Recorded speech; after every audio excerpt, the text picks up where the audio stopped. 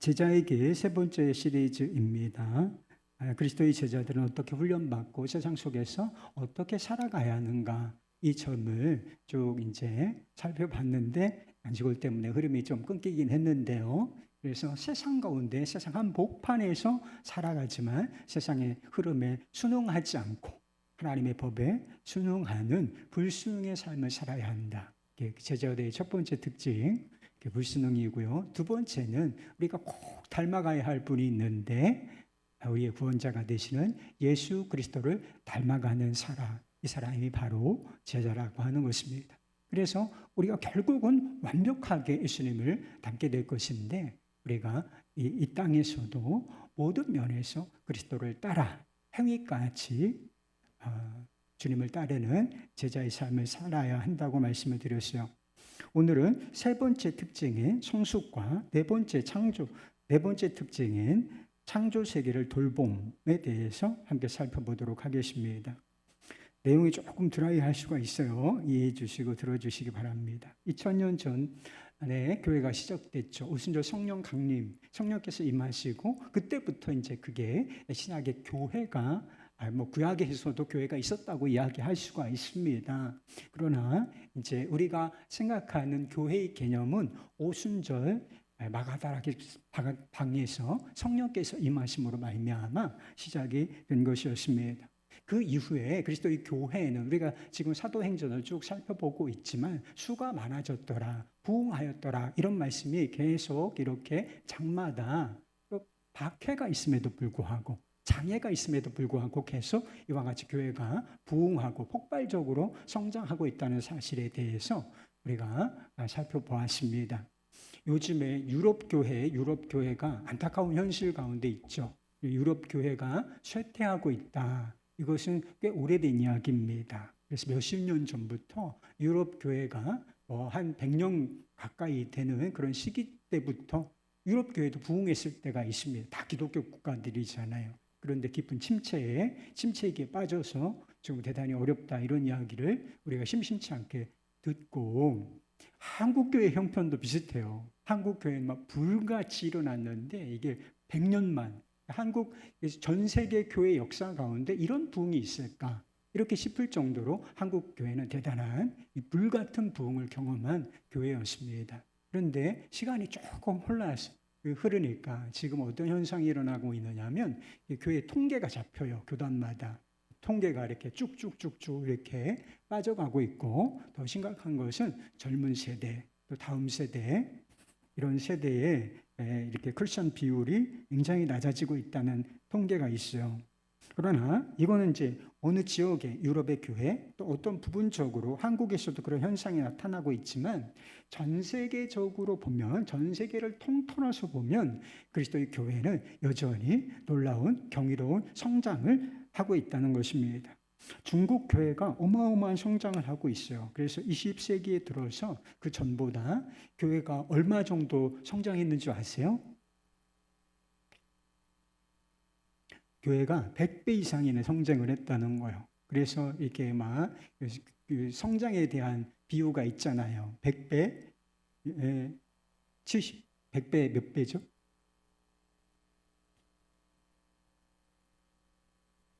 죄송해요. 제가 갑자기 머리가 안 좋아져가지고 이해해 주세요.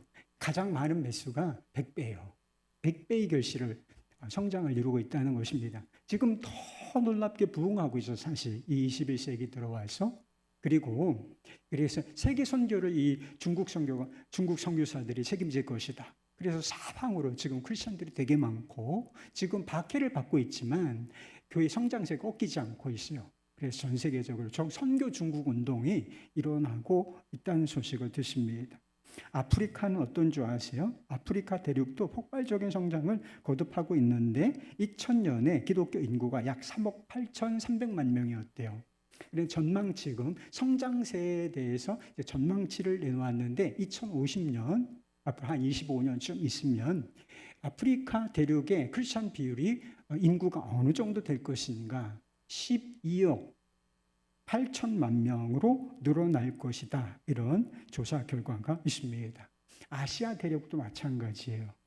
인도에 지금 크리스천들이 굉장히 많아지고 있어요. 그리고 전 세계에서 제일 큰 교회가 어디 있는지 아세요? 인도네시아에 있다는 이야기를 들었어요. 그래서 인도네시아, 인도 이렇게 아시아 대륙에서도 어느 그렇게 기독교 역사가 오래된 데에서는 좀 쇠퇴하는 모습을 보이긴 하지만 우리가 그런 면만 봐서는 안 되고 전 지구적으로 보면 그리스도의 교회는 하나님께서 말씀하신 대로 지속하여 성장하고 있다는 사실을 알게 됩니다. 여러분, 성장이 좋은 것인가요? 물론이죠. 하나님께서 계획하신 교회의 DNA에는 확장성과 성장성이라고 하는 것이 있어요. 예수님께서 겨자씨 한 알의 비유를 하시지 않았습니까? 겨자씨 한 알이 아주 작아요. 아주 참깨보다도 더 작은 씨앗인데 이것이 땅에 떨어져 심기기만 하면 어떻게 된다는 거예요? 이게 쭉쭉쭉쭉 자라서 진짜 나무처럼 거대한 나무처럼 자라는 것은 아니라 그래요. 그래도 나무 비슷하게 자라서 새가 한한 거 잘 보이지도 않는 그런 씨앗이 막 이런 큰 줄기의 나무를 이루어서 새가 깃들일 만큼 된다. 놀라운 요만하게 막 어마어마하게 커진다. 요게 하나님의 나라 안에 교회가 있는 것인데 교회의 하나님 나라와 교회의 성장성에 대해서 이야기해 주고 계신 것입니다. 성장은 자연스러운 거예요. 바람직한 것입니다. 그래서 저도 저희 교회가 성장했으면 좋겠어요. 더 사람이 많아졌으면 좋겠어요.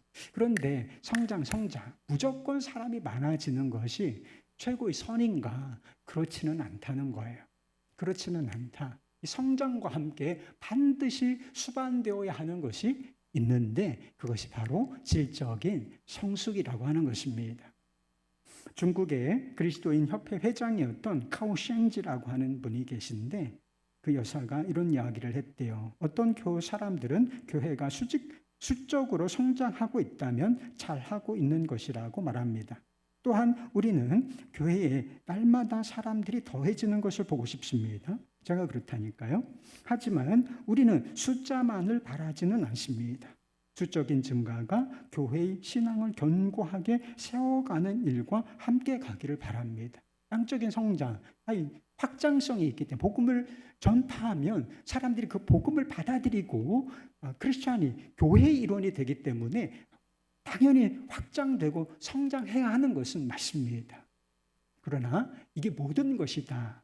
성장이 다 최고의 선이고 그러면 잘 가고 있다. 이렇게 말할 수 있느냐? 그런 건 아니라는 거예요. 반드시 수반되어야 하는데 그 교회 한 사람 한 사람 교회가 성도들이 질적으로 영적으로 성숙해야 한다는 것입니다. 신약 성경을 보면 미성숙한 그리스도인들을 책망하는 말씀들이 굉장히 많아요. 회개하라. 우리가 마지막에 불렀던 그 찬양이 회개래요. 회개. 우리가 계속 죄를 지었다고 돌이키지 않았다고 그런 고백을 했잖아요. 그게 우리 모습이죠. 그런데 그 미숙한 사람들을 향한 이렇게 혹독하게 책망하는 말씀이 꽤 많이 나온다는 사실을 알게 돼요. 다른 사람에 대한 책망이 아니라 사실은 우리 자신에 대한 책망인 것이죠. 고린도전서를 보면 시기와 분쟁을 일삼는 사람들이 있어요. 교회에서 일만 만드는 거예요. 내가 크니 내 은사가 최고니 이러면서 섬기라고 주신 은사를 가지고 분쟁을 일삼는 것입니다. 시기하고 교만하고 그래서 그리스도의 법을 성취하지 못하는 사람들을 향하여 뭐라고 표현을 했느냐 하면 너희가 육신에 속한 자다. 이 미숙한 자들아. 어린아이들이라 이렇게 칭했다라고 하는 것입니다. 영적 성장이 최선이라면 미성숙한 성도들을 이렇게 책망할 이유가 없는 것이 아니겠습니까? 사도 바울은 복음 전파 전도자였어요. 그리고 교회 개척자, 교회 개척 사명을 받은 사람이었어요. 그래서 나는 씨를 뿌렸고 아볼로는 물을 주었을 때 오직 자라나게 하신 분은 주님이시다. 이게 교회가 돼가는 원리예요. 근데 씨를 뿌렸다. 복음 전파자예요. 그래서 교회가 세워지고 복음을 강력하게 전파하고 그 복음에 반응해서 사람들이 모여서 교회가 되고 그러면 잠시 있다가 계속 거기서 정주 목회를 하는 것이 아니라 또 옮겨서 또 복음을 전파하고 교회를 세우고 또 누군가를 세워놓고 또 가고 이런 역할을 많이 했다는 것입니다. 그러나 이 사도 바울이 복음 전도와 교회 개척에만 관심을 두었던 것은 결코 아니라는 사실을 알 수가 있어요. 오늘 본문 말씀을 보면 그가 성령의 역사를 따라서 힘을 다하여, 스스로 한 건 아니에요. 성령의 역사심을 따라서 성령의 도우심에 의지하여 자기가 수고한 것이, 마음을 다하여 수고한 것이 있다고 말씀하고 있는데 그것이 바로 성도들의 영적인 성숙이라는 것입니다. 28절 29절 말씀, 우리가 그를 전파하여 각 사람을 고문하고 모든 지혜로 각 사람을 가르침은 각 사람을 그리스도 안에서 완전한 자로 세우려 함이니 이를 위하여 나도 내 속에서 능력으로 역사하시는 이의 역사를 따라 힘을 다하여 수고하노라. 여기 완전한 자로 세우려 하노라. 완전한이라는 단어가 있어요. 좀 부담스럽죠. 우리가 이렇게 불완전하고 연약한 구석이 많은 게 자신이죠.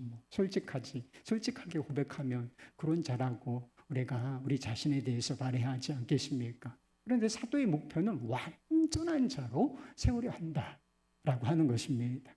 여기에 이 완전한이라는 단어의 원어가 무엇이냐면 텔레이오스예요.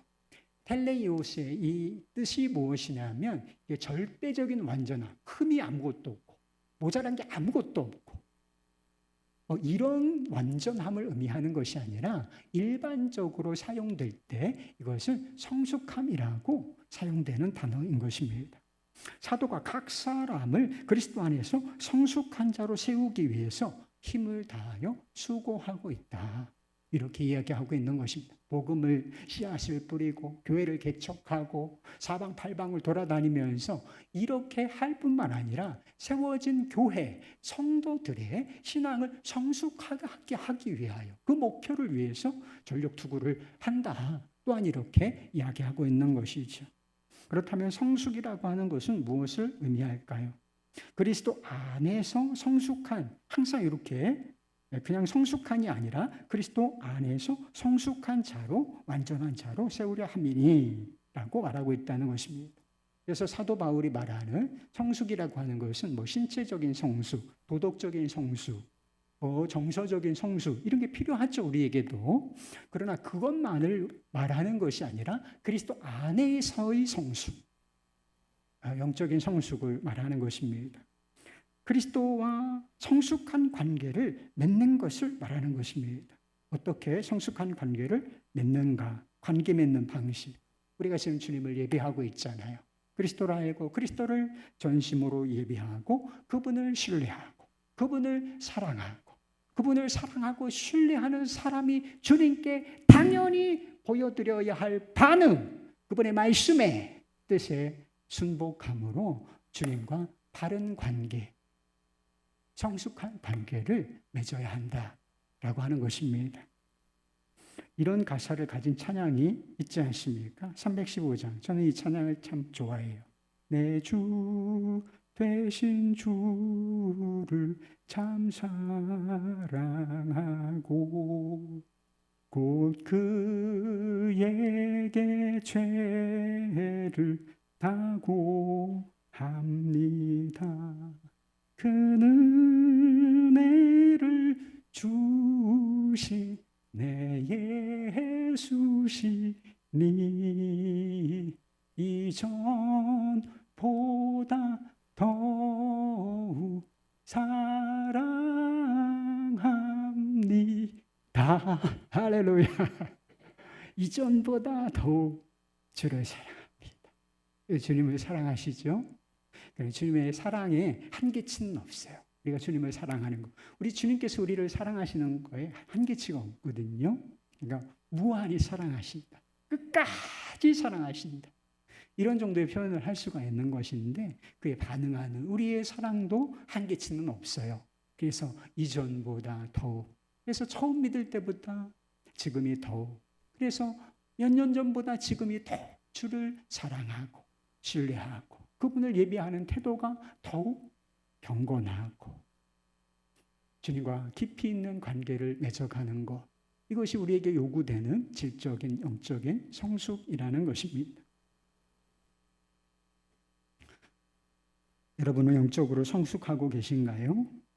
그 다음 질문은 그리스도인은 어떻게 성숙할 수 있는가? 이 그리스도의 관계의 성숙을 말하는 것인데, 그러면 이 그리스도와의 관계가 어떻게 성숙할 수 있는가라고 하는 것을 의미하는 것입니다.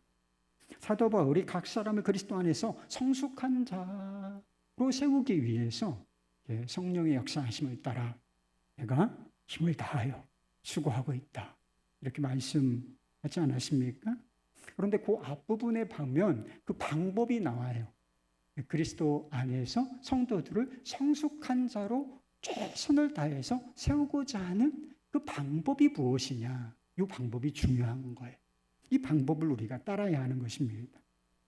우리가 그를 전파하여 각 사람을 권하고 모든 지혜로 각 사람을 가르치면이라고 되어 있지 않습니까? 요렇게 하여서 이런 방법을 써서 사람들을 그리스도 안에서 완전하고 성숙한 자로 세워가려 한다 하는 것이죠. 그래서 그리스도를 전파하는 거, 누구를 전파하느냐? 주어가 있어요. 그리스도를 그리스도를 전파하고 모든 지혜로 그분을 가르침으로 그 목적을 이루려 한다라고 하는 것입니다. 이 성숙이라고 하는 것은 그리스도를 아는 지식, 오해가 조금 있을 수가 있는데 그냥 단순히 아는 것을 말하는 것이 아니라 그것은 인격적인 지식, 주님을 아는 지식을 말해요. 그래서 그리스도를 아는 지식과 이 성숙이 아주 긴밀한 관계가 있다는 것입니다. 예수님은 누구신가? 예수님은 누구세요? 예수님께서 우리를 위하여 무엇을 하셨는가? 이게 복음이죠. 여러분은 예수 그리스도가 어떤 분이신지 아십니까? 우리가 예수님이 우리를 위해서 어떤 일을 하셨는지, 그게 핵심이 십자가.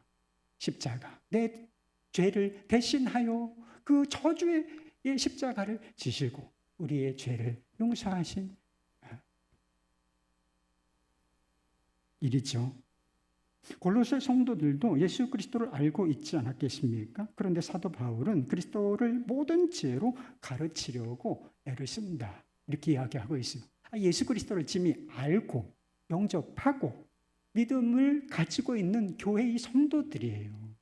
그런데 그 사람들을 향하여 그리스도를 또 전파하고 모든 지혜로 이들을 가르치려고 내가 애쓰고 있다, 이렇게 이야기하고 있는 것이다. 예수님이 어떤 분이신가? 예수님께서 우리를 위하여 어떤 일을 하셨는가? 이것에 대해서 더 분명하게 또 그리고 깊이 있게 알아야 그분과 바르고 성숙한 관계를 맺을 수 있기 때문에 그리했다는 것입니다. 왜 비그리스도인이 있잖아요. 예수를 믿는 사람은 왜 예수를 믿고 예수를 믿지 않는 사람은 왜 예수를 안 믿는 것입니까? 지금 비그리스도인들이 왜 이 자리에 안 있는 거예요? 외배하는 자리에 왜 안 와 있고 그분의 말씀을 왜 따르지 않는 것입니까? 예수님을 그냥 과거에 한 2000년 전에 존재했다는 그런 인간 정도로 알고 있기 때문에 그들이 예수님 앞에 나와 무릎을 꿇고 예배하지 않는 것이다 하는 것입니다. 왜 그분을 존경할지언정 그분의 말씀을 진리로 생명으로 여기지 않는 것입니까? 간디가 예수님을 대단히 좋아했다 그래요. 간디가 크리스천이었을 것 같아요? 미안하지만 간디는 죽을 때까지 예수님을 믿은 적이 없는 사람이었습니다. 자기 뜻대로 살았던 사람이요. 그가 산상수훈을 아주 좋아하긴 했지만 산상수훈을 진리의 말씀, 하나님의 말씀으로 믿었던 것은 아니에요. 성현의 가르침, 대단히 탁월한 선생의 가르침 정도로 그가 받아들여서 참 이렇게 윤리적으로 도덕적으로 해석하여 그렇게 살아가면 산상수훈의 핵심은 예수 그리스도예요. 우리는 그렇게 못 살아요, 여러분. 그렇게 못 산다는 것을 예수님께서 적나라하게 보여주시고 그 답은 바로 나다. 이 모든 것을 이루어낼 수 있는 나다. 자신을 바라보게 하게 하시기 위하여 마음이 가난한 자는 그래서 I'm nothing일 때 예수님께서 everything이 되신단 말이에요. 그렇게 하기 위해서 산상수훈을 가르쳐 주신 것인데 그냥 윤리적인 가르침 정도로 해석했기 때문에 그분을 나의 주, 나의 하나님, 그분의 말씀을 생명과 진리의 말씀으로 받아들이지를 않았던 것입니다. 골로새서 전체를 보면 당시의 그리스도인들이 예수님을 바르게 알지 못했다는 사실을 알 수가 있어요. 그러니까 이 시선을, 그러니까 믿음의 다른 정의가 있는데 그 시선이에요. 모든 시선을 주님께 드리고, 그래서 믿음은 바라는 것들의 실상이다. 바라보는 거예요. 이것이 모든 정의를 다 포함하고 있는 것은 아니지만 믿음은 바라보며 예수님이 누구신가를 바라보는 것입니다. 예수님께서 우리를 위하여 어떤 일을 행하셨는지를 바라보는 것이에요. 그런데 이게 그들의 시선에 문제가 있었다는 거예요. 예수님을 바라보는데 알긴 알아요. 근데 분명치가 않았다는 거예요. 그래서 예수님을 왜곡되이, 그리고 예수님의 실체보다 훨씬 왜소하게 예수님을 바라보는 경향이 있었다는 거예요. 여기에서 교회와 그리고 성도 개인의 모든 문제들이 여기서 출발한다라고 하는 것을 알고 있었던 거예요. 그래서 이 영적인 시력, 예수 그리스도를 바라보는 영적인 시력을 교정시켜 주기 위하여 이 골로새서를 썼다 하는 것입니다. 그래서 바울이 골로새서 1장에서 선포하는 예수님이 어떤 분이신가? 우월하시고 모든 이름 위에 뛰어나신 이름 예수. 모든 존재보다 우월하시고 위대하신 예수 그리스도이시다라는 사실을 강조하고 있다는 거예요. 그저 인간이 아니라 예수님께서 인간이신 건 맞아요. 맞죠? 예수님께서 인간이신 것은 맞는데 그저 인간이실 뿐만 아니라 어떻게 표현하고 있느냐면 보이지 않는 하나님의 형상이신 예수. 하나님은 영이시고 보이지 않는 분이시잖아요. 근데 보이지 않는 하나님, 보이지 않으시는 하나님이 어떻게 나타나셨다는 거예요? 육신을 입으시고 육체를 가진 모습으로 예수님으로 나타나셨다라고 하는 뜻인 것이죠. 그리고 모든 피조물보다 먼저 나신 분이라 그래요. 모든 피조물보다 먼저 나신 분. 만물의 창조주요, 만물의 창조주. 하나님이 세상을 창조하셨죠. 그런데 창조 사역에 예수님께서 동참하셨다는 거예요. 그리고 만물의 유지자이시다. 지금 우리가 살고 호흡하고 움직이고 우리가 아침에 밥을 먹고 다시 일어나고 밤자리에 들고 그리고 다시 아침에 일어나서 활동을 하고 요게 누구의 은혜에 활동에 달려있느냐. 주님께서 이 세계를 붙들고 계시기 때문에 우리가 이 모든 것이 가능하다라고 하는 뜻입니다. 그리고 만물의 으뜸이 되시는 분, 십자가의 피로 화평을 이루어 하나님과 화목하게 하시는 분이시라고 담대하게 선포하고 있어요. 피조물보다 먼저 나신 분이다. 예수님은 피조물이 아니라는 것. 이야기도 선지적인 분이다 이런 뜻인데 신학적으로는 선지적 그리스도. 이해하기도 쉽지 않죠. 그러니까 우리하고는 전제론적으로 차원이 다른 분이시다. 그분이 하나님의 형상이신 예수가 이 땅에 오셔서 낮아지셨다라고 하는 것입니다. 이렇게 우리가 존재하고 살아갈 수 있는 것이 무엇보다 살아갈 수 있는 것이 그리고 무엇보다 거룩하신 하나님과 화목하고 화평할 수 있는 것이 다 그분이 이 땅에 오셔서 십자가를 지고 죽으시고 부활하셨기 때문이라 이렇게 이야기하고 있어요. 요즘에 예수님을 바라보라, 예수님과 동행하라 이런 이야기를 자주 듣죠. 저희 교회에서는 조금 더 자주 들을 거예요. 예수님과 동행하자, 예수님을 바라보자. 제가 조금 전에도 그렇게 얘기했잖아요. 예전에는 이런 이야기가 별로 없었어요. 한 10년 전 그 어간에 우리 유기성 목사님이 항상 막 기승전 욕을 외쳐가지고 책도 내시고 예수님을 바라보자, 예수님과 교제하라, 예수님과 동행하자. 지금도 막 그렇게 외치시며 돌아다니세요. 더 바쁘셔요. 요즘에는 막 이렇게 막 이 온 지역에 꽂히셔가지고 막 사방팔방 돌아다니시면서 이렇게 외치시고 또 많은 분들이 그 메시지에 이렇게 동의하고 또 좋아하고 또 목회자들 중에도 그런 그룹들이 많이 생겨서 예수님을 바라보라, 예수님과 동행하라, 이게 흔한 메시지가 됐어요. 저 나쁘게 생각하지 않고 좋게 생각합니다. 아주 긍정적인 현상이라고. 그래서 예수님 예전에는 막 뭐가 이렇게 분리됐어. 그런데 이제 예수님을 의식하고 바라보는 것. 그래서 이 본질에 가까운 신앙생활을 이렇게 그런 방향으로 이렇게 흘러간다는 것은 좋은 현상이죠. 그러나 우리가 잊지 말아야 할 것은 우리가 바라보고 동행해야 하는 그분이 누구이신가 하는 것입니다. 예수님을 바라보라. 무슨 뜻이지? 예수님을 머리 한번 그려볼까? 예수님은 장발일까 단발일까? 예수님은 장발이 단발이에요. 예수님은 피부가 하얄까 검을까? 사진 본 게 딱 이렇게 머리에 띄고 예수님을 바라보라니까 그렇게 해야 되는 거예요. 굉장히 위험해요, 이거는. 이런 식의 예수님을 바라보는 것은 대단히 위험하고 사도가 가르쳐 준 대로 해야 되는 거예요. 예수님의 진리와 함께 예수님을 바라보는 거예요. 진리로 선포된 예수 그리스도를 바라보는 것이다. 성경은 우리가 바라보아야 할 그분이 누구이신지를 명확하게 선포하고 있다는 것입니다. 예수를 바라보자. 그래서 히브리서 12장 2절 말씀에서 이렇게 딱 나온 거거든요. 믿음의 주요 온전하게 하시는 이인 예수를 바라보자. 근데 그 뒤에 보면 예수님께서 어떤 일을 하셨는지, 감당하셨는지 쫙 나와 있어요. 죄인들을 위하여, 저와 여러분들을 위하여. 예수님이 고난당하실 이유가 없는 분이세요. 그러나 우리의 죄를 속하여 주시기 위하여 이 십자가의 부끄러움을 개의치 아니하시고 그 앞에 있는 영광을 위하여 참아내신 예수 그리스도, 대제사장이신, 우리의 대제사장이신 예수 그리스도를 바라보라는 거예요. 그분만이 유일한 구원의 길, 하나님과 하나 될 수 있는 길이라 하는 것입니다.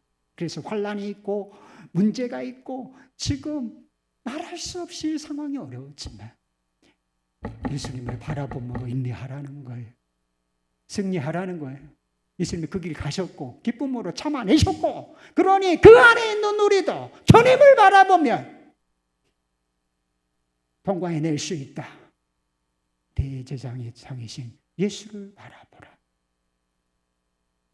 그렇게 선포하고 있는 것입니다. 굉장히 구체적이잖아요.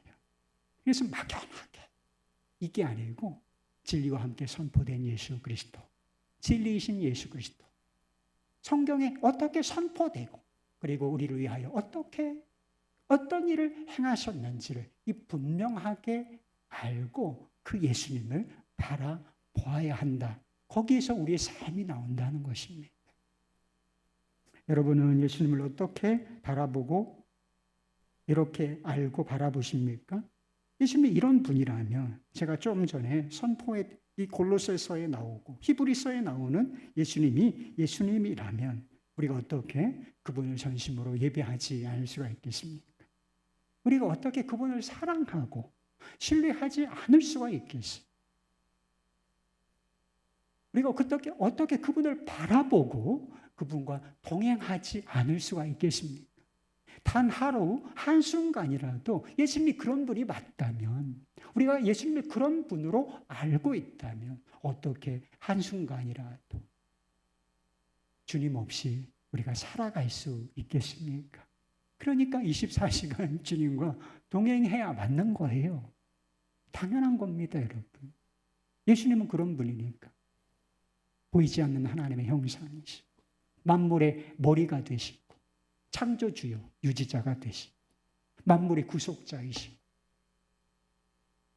하나님과 화평하게 하시는 분이시다. 피상적이고 왜곡된 지식에서 벗어나 예수님을 바르게 알아야 하는 것입니다. 더 깊이 알아야 하는 것입니다. 그래야 더 깊은 관계를 맺을 수 있다는 것입니다. 그러면 어디서 어떻게 이와 같은 이 지식을 얻을 수가 있느냐? 그래서 우리가 만들어내는, 우리가 생각해내는 예수가 아니라 실체이신 예수, 그분을 어떻게 알아가고 그분과 관계를 맺을 수가 있겠느냐는 것. 그 답이 바로 성경에 있다라고 하는 것입니다. 초대교회 교부의 히에로니무스라고 하는 사람이 그런 얘기를 했대요. 성경에 대해서 무지한 사람은 그리스도에 대해서 무지한 것이다. 성경을 잘 몰라요? 성경을 잘 읽지 않습니다. 그러면 그 사람은 어떤 사람인가? 예수님을 모르는 사람이라. 이렇게 이야기하고 있다는 거예요. 왜 그런 줄 아세요, 여러분? 바울이 골로새 교회 성도들을 성숙한 자로 세우기 위해서 뭐든지 진짜 막 알고 있는 거 막 다 자기가 경험하고 알고 주님께서 계시해 준 거 막 모든 것을 다 진리를 쏟아냈단 말이에요. 진리를 쏟아냈단 말이에요. 어떤 목적으로? 각 사람을 그리스도 안에서 성숙하게 하려는 목적으로 막 폭포수처럼 쏟아낸 게 골로새서예요. 예수님은 어떤 분이시냐? 그분이 우리를 위해서 어떤 일을 하셨냐? 우리는 어떻게 반응해야 하겠느냐? 어디 골로새서뿐입니까? 로마서 보세요. 다 복음이에요. 다 예수예요. 다 십자가입니다. 빌립보서요. 다른 신약 바울서신은 물론이고 복음서뿐만 아니라 신약 성경뿐만 아니라 창세기부터 말라기까지 다 모세의 율법과 선지자와 그리고 역사서 모든 것이 지향점은 딱 하나라는 것. 예수님은 누구신가 하는 것. 예수 그리스도. 오직 예수 그리스도. 예수 그리스도를 다양한 각도에서 조명해주고 그분을 알게 하려고 기술된 진리의 말씀. 이것이 바로 성경인 것을 믿으시길 바랍니다. 그래서 이 바울 때는 그것이 막 가르쳐졌어. 이렇게 편지로 써져서 읽혀졌어요. 근데 지금은 어떻게 됐죠, 그게? 우리에게는 성경으로 이렇게 팔자화되어서 우리에게 주어졌죠. 그리고 서신서, 그리고 복음서, 구약성경. 그래서 신구약 이 66권이 딱 이렇게 묶여서 Holy Bible, 하나님의 말씀으로 우리에게 주어지지 않았습니까? 그러니까 온통 예수 그리스도, 온통 십자가 이것을 말하고 있는 성경에 대해서 우리가 무지하다면 예수 그리스도에 대해서 무지한 것이 맞는 것이지요. 성경을 많이 알면 다냐 꼭 이렇게 얘기하는 사람들이 있어. 저도 예전에 그랬어요. 뭐 많이 알면 다냐.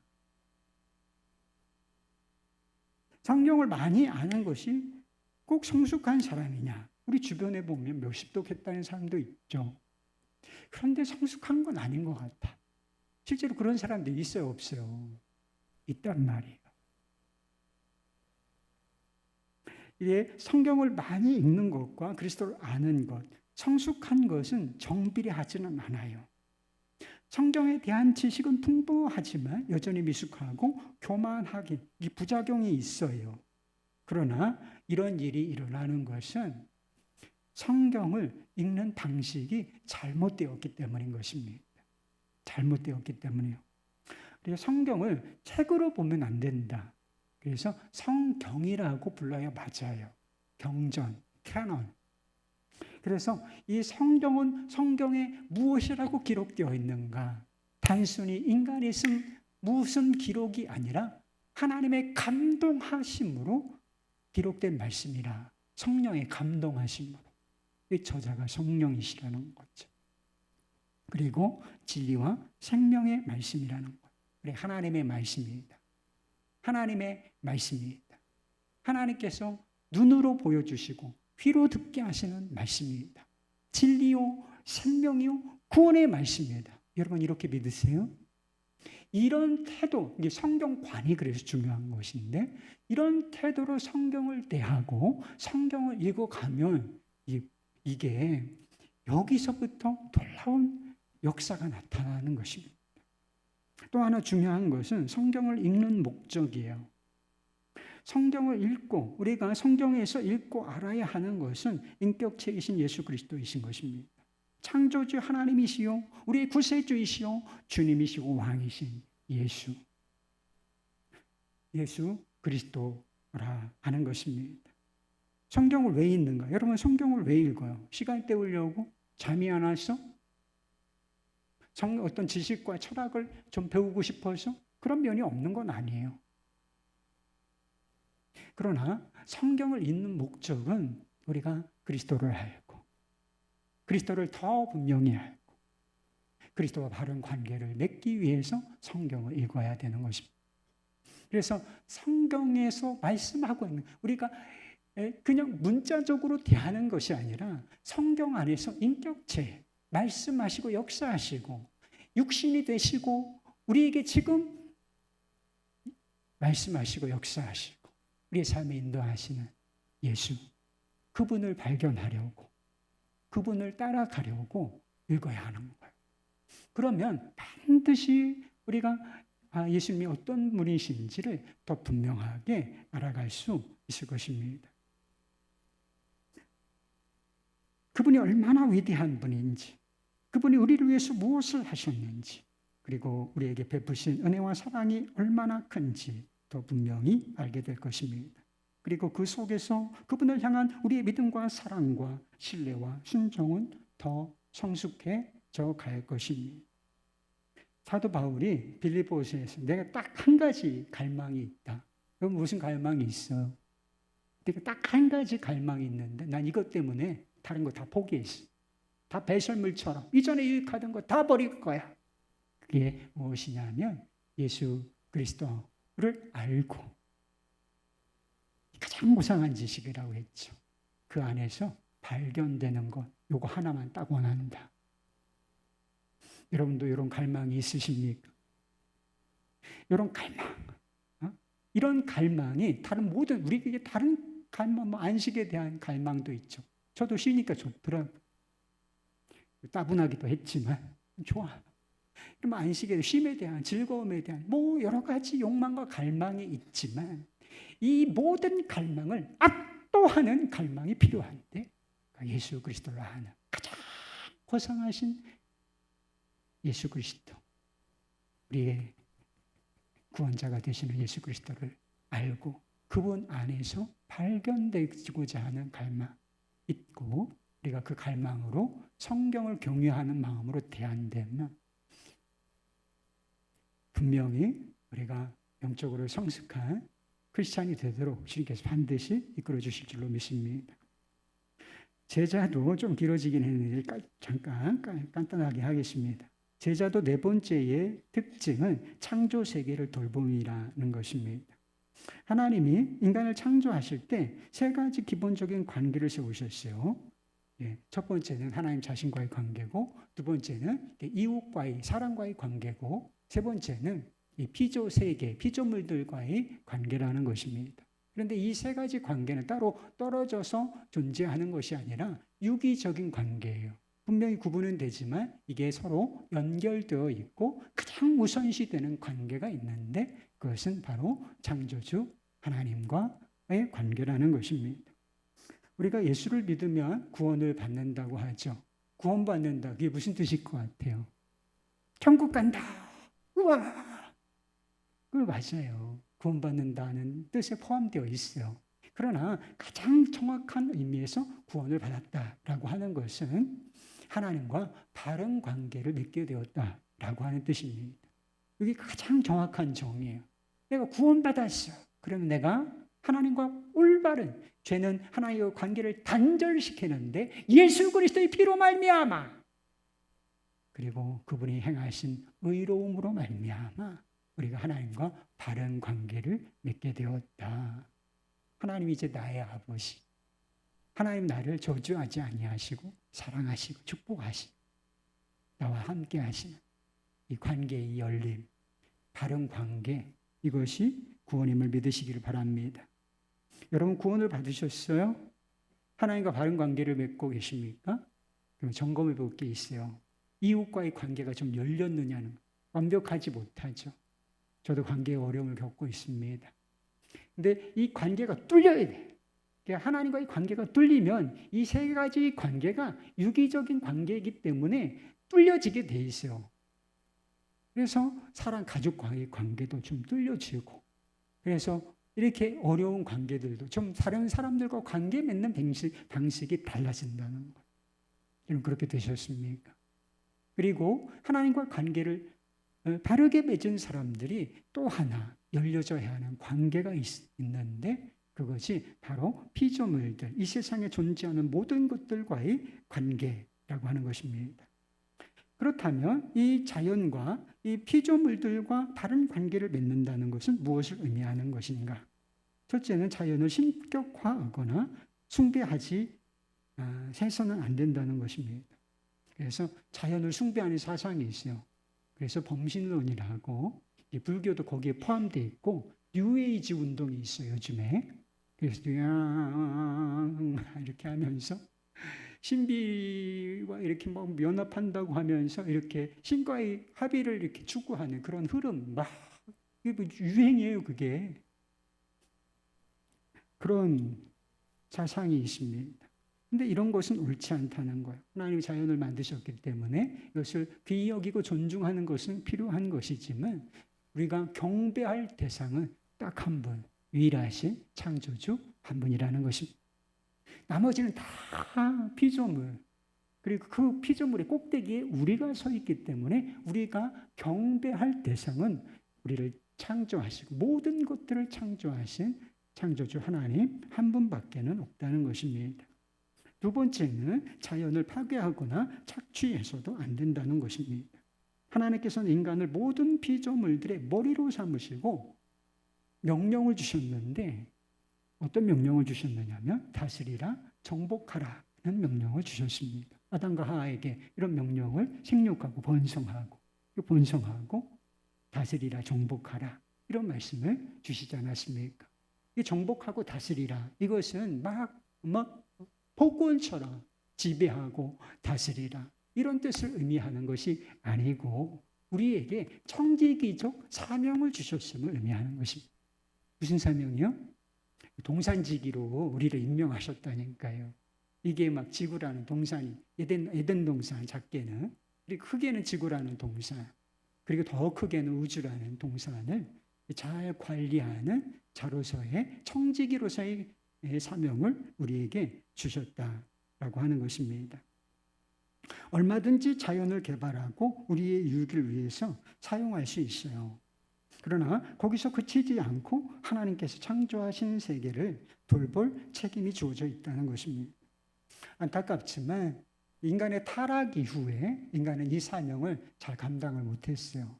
우리가 모든 피조물들의 우두머리이기 때문에 우리가 하나님의 명령을 거부하고 타락했잖아요. 그럼으로써 어떤 연쇄적인 고통이 찾아왔는가?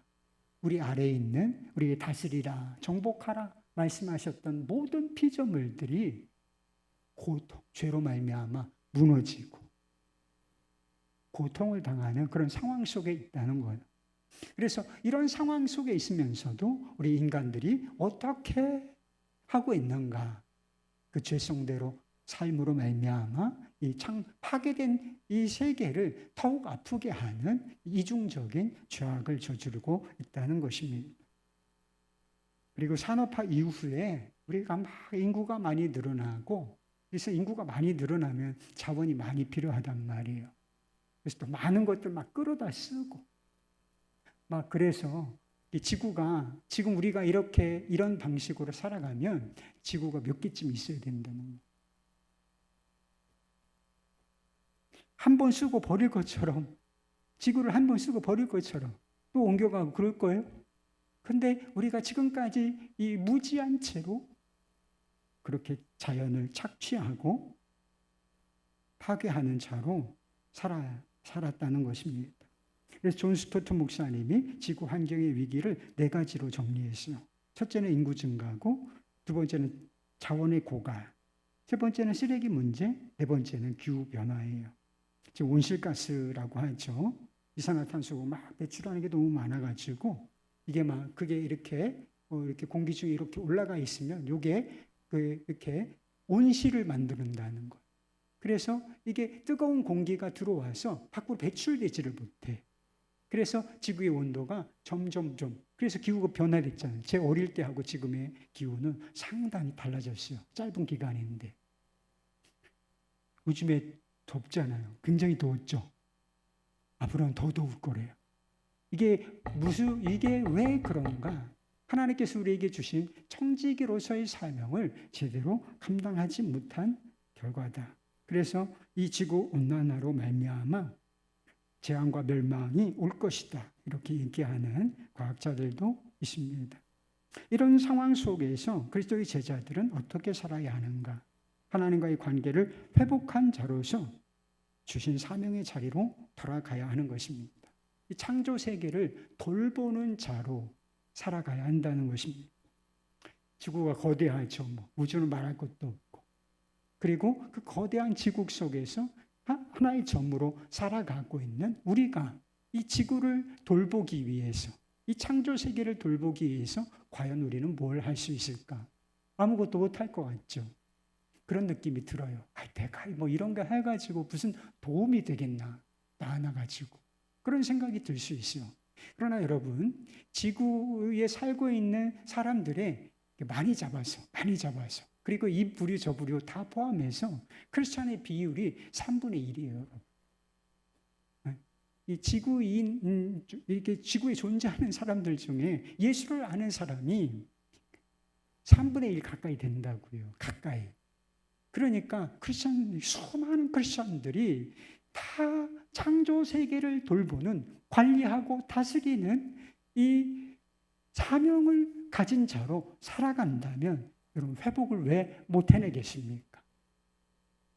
왜 지구 환경이 달라지지 않겠나요? 그래서 어떤 사람은 이 수많은 그리스도인들이 창조 세계에 관심을 갖고 환경에 대한 책임을 진지하게 고민하는 이것을 꿈꾼다라고 했어요. 그래서 어떤 방식으로, 그래서 이런 실천할 것들이 있다는 거예요. 그래서 환경 친화적인 에너지를 선택하고, 그리고 불필요한 어떤 에너지가 너무 많이 사용되니까 그 전원을 차단하고, 그리고 윤리적으로 건강한 환경 정책을 갖고 있는 회사의 식품과 재화 용역을 구매하고, 그리고 일회용품 줄이기 우리가 하잖아요. 그래도 요즘 많이 깨인 거예요. 그래서 재활용을 잘하고, 일회용품을 어떻게 해서든 하나도 안 쓰긴 참 어려운 세상이죠. 그러나 가급적이면 이런 것들을 잘 분리하고 적게 사용하려고 하는 노력을 기울여야 한다는 것입니다. 하나님께서는 실천해 보시기를 바라겠습니다. 꼭 집에서도 교회에서도 나 한 사람이었지만 우리가 모이면 이 지구의 환경을 바꿔갈 수 있다. 이런 목표의식을 가지고 그렇게 해보시기를 바라요. 하나님은 자신이 창조하신 창조물들을 귀하게 여기세요. 하나님께서 왜 우리를 귀하게 여기시는지 아세요? 하나님께서 우리를 창조하셨기 때문입니다. 그리고 예수님께서는 마지막 날에 만물을 회복하시겠다라고 하는 비전을 선포해 주셨습니다. 여러분, 창조주 하나님을 믿으십니까? 그렇다면 창조 세계를 돌보는 청지기로서 살아가시기를 바랍니다. 여러분은 예수 그리스도께서 가져오실 만물의 회복될 그 나라, 만물이 회복될 그때를 기대하십니까? 그렇다면 만물을 회복하시는 그리스도와 함께 동역하는 자로, 그리스도의 제자로 살아가실 수 있기를 축복합니다.